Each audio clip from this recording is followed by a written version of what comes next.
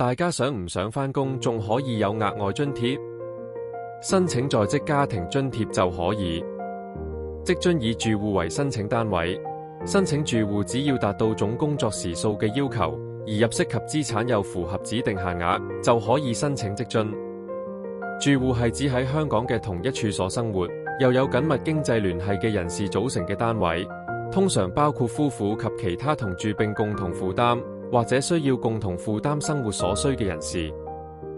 申請職津嘅住戶如果有兒童係15歲以下，或者介乎15至21歲，並正接受全日制非專上教育，每名兒童同時可以申領兒童津貼。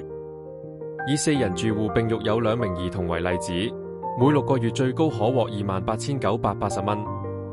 入息及資產方面，以4人住戶為例子，每月入息上限為36,100蚊，資產上限為60萬蚊。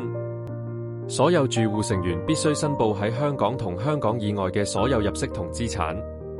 工作時數要求方面，非單親住戶嘅工時要求為每月最少144小時，單親住戶嘅工時要求為每月最少36小時。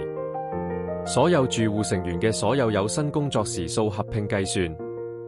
點樣申請職津？網上申請最方便，一部手機就搞掂。你亦可以親身或經郵遞提交申請。有興趣申請職津？即刻掃描畫面上嘅二維碼，瀏覽職津網頁或致電25583000同我哋聯絡啦。